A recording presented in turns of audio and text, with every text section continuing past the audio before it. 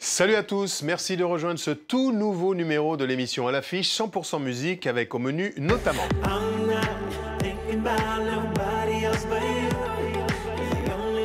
le grand retour discographique du chanteur américain Usher qui à travers le single Crash renoue avec les sonorités R&B, envolées romantiques et enchaînement chorégraphique millimétré garanti. Empty spaces, what are we living for?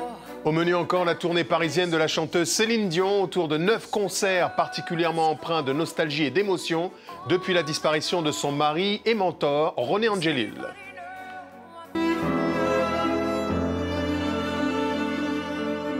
Et puis dans cette émission, nous accueillons deux membres du quatuor Modigliani, ensemble de musique classique qui assure la direction artistique des rencontres musicales d'Évian. Mais sans plus attendre, je vous invite à aller les rejoindre.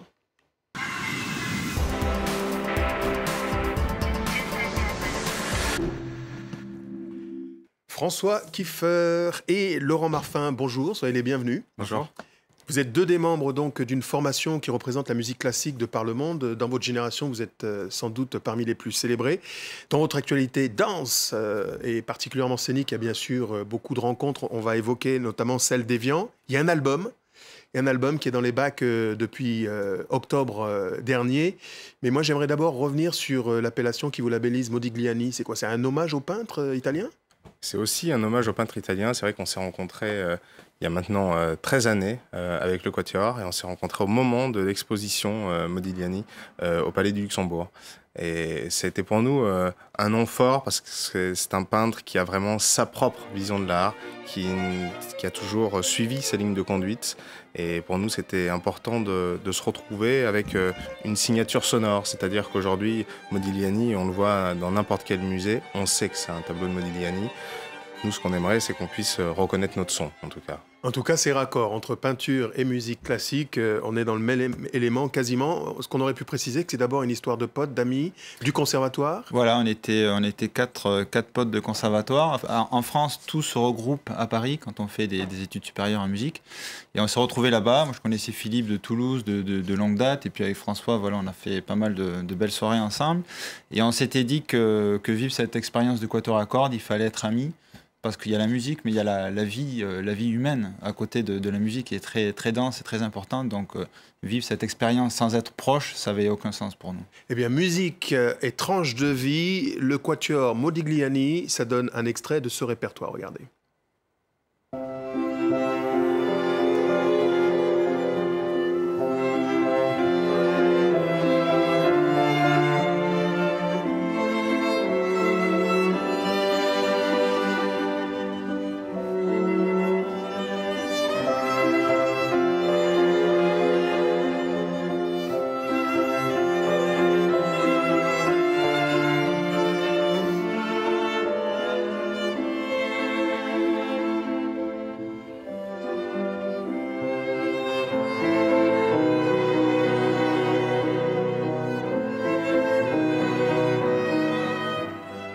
À l'affiche vous offre une embardée au cœur du répertoire classique aux côtés de deux des membres du quatuor Modigliani. Dans ma grande culture musicale, j'ai cru reconnaître Schumann. Bravo, Exactement. quelle oreille. Oh, je sais quel talent. Un grand romantique.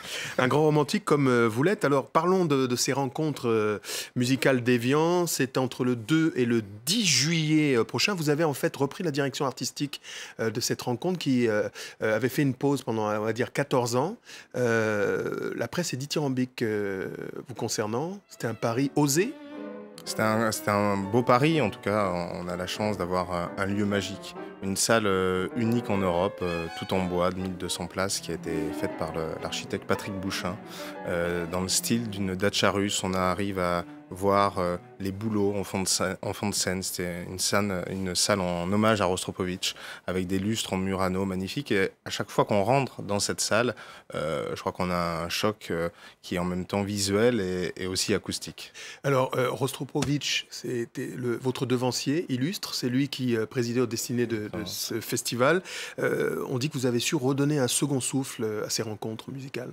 Quelle est la recette magique? Je pense que la recette magique, il n'y a pas vraiment de recette magique. Il faut juste être passionné de passionné de musique, de rencontres, d'arriver à proposer à un public des gens venus d'horizons totalement différents, mais qui ont envie de partager, de créer un moment fort sur scène. Et c'est sûr que passer après Rostropovitch, c'était pas évident. Mais je pense, comme le disait François, on a un lieu qui est assez magique, qui est très, très, très inspirant. Donc on en profite pour se laisser aller. Est-ce que vous diriez gardien du temple d'une certaine tradition? On dit que l'un de vos violoncelles date de 1700 et des broquis, 1706. C'est vrai? Exactement, c'est vrai. C'est des instruments magiques. Mon violoncelle vient de Venise, donc on est aussi des passeurs entre la musique qu'on joue. On voit quelques images d'ailleurs à l'antenne. Et les instruments qu'on joue.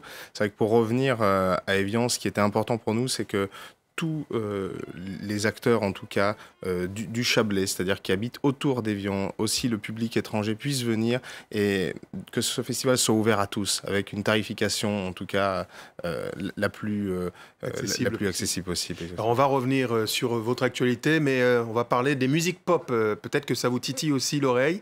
Après une absence des charts depuis 2012, ponctuée par plusieurs rôles au cinéma, il commençait sérieusement à se faire désirer. Je parle de Usher, cette fois-ci. C'est la bonne, semble-t-il. Après plusieurs projets avortés, Usher revient avec l'album Flawed, qui paraîtra dans les prochaines semaines. Crash, le premier single, renoue avec le R&B de ses débuts, ceux de sa flamboyante carrière. Avec romantisme, il y évoque une rupture difficile. L'artiste mélange hip-hop et musique classique, tiens, et met en avant son immense talent de danseur, discipline dans laquelle il excelle et qui lui a valu un adoubement quasi officiel par son maître, Michael Jackson.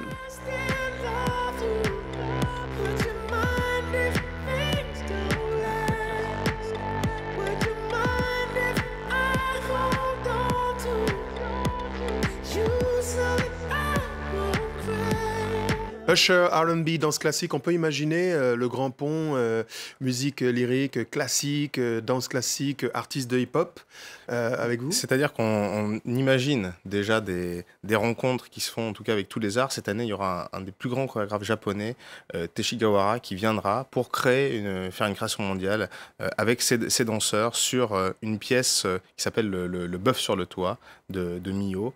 Il y a aussi une ouverture sur d'autres musiques. L'année dernière, Francesco Tristano, qui lui est en même temps un immense pianiste et qui joue dans les grands clubs à Ibiza avec des gens comme Carl Craig, est venu aussi pour faire un concert entre le piano classique jusqu'à l'électro. Et les Sœurs Labec, et d'autres choses encore. Alors, il y a certains quatuors ou d'autres ensembles musicaux qui n'hésitent pas à mélanger les genres. Vous préférez rester dans une forme d'orthodoxie puriste, quasiment. C'est-à-dire c'est vrai que pour nous musiciens, c'est assez facile de s'ouvrir à plein de genres différents. On le fait volontiers entre nous à la maison. Après, pour ce qui est de proposer tout ça au public, on préfère faire ce que nous, on ressent vraiment. Alors, côté scène, l'émotion est également au rendez-vous autour de la chanteuse Céline Dion, qui a entamé une série de 9 concerts à Bercy, marqués par le souvenir de René Angélil, son mari et manager disparu le 14 janvier dernier. Dans son répertoire, le fameux titre « Encore un soir », le premier extrait signé Jean-Jacques Goldman, extrait donc de son prochain album francophone attendu pour la rentrée, et à noter également un hommage à Prince sur scène autour de la reprise de Purple Rain, au cœur d'un show fleuve de 2 heures non-stop et des répétitions réglées à l'américaine.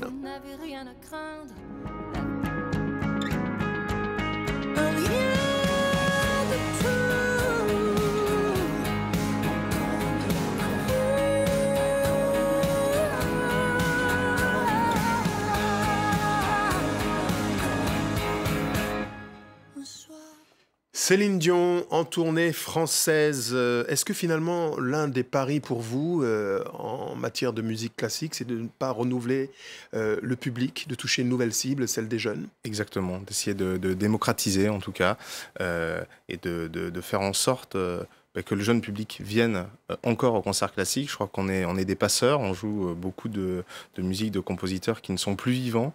C'est aussi le cas de nos instruments qui datent d'il y a maintenant de très nombreuses années. Et je crois que c'est notre rôle d'arriver peut-être avec notre jeunesse. Vous voulez dire quoi? Que ça n'est pas réservé à une portion élitaire, prout-prout, bourgeois conservateur, érudit, non? Surtout pas. Je crois qu'un des plus beaux témoignages l'année dernière, c'est de se rendre compte que des personnes qui n'avaient jamais eu accès à cette grange-là qu'à Évian nous disent « mais écoutez, on est très heureux que vous ayez pu relancer ce festival et qu'on ait la chance de pouvoir écouter de grands artistes. Et en tout cas, c'est les émotions qui nous guident. Alors, des émotions, il y en a aussi. On évoque à présent la tenue du plus grand festival de musique traditionnelle de Scandinavie. C'est le Fird Festival. Nous sommes en Norvège. Il intervient entre le 6 et le 10 juillet prochain dans les salles de concert au bord des lacs ou au sommet des montagnes des fjords norvégiens. Ce festival accueille les plus grands artistes de la planète. Chaque année s'y côtoient des violons et le terroir des rythmes celtiques et scandinaves, mais aussi des sonorités indiennes, africaines, du Moyen-Orient, d'Europe de l'Est et de toute l'Asie.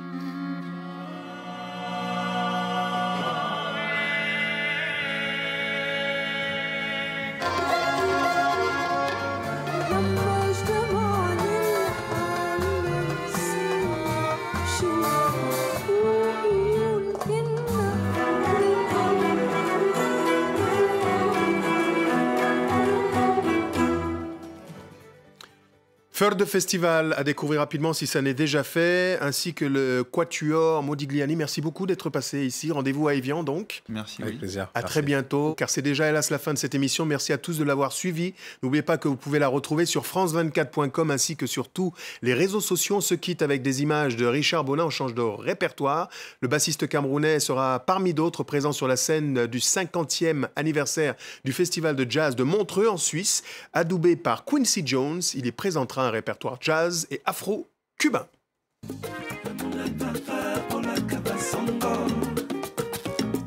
Tu m'as des balles encore.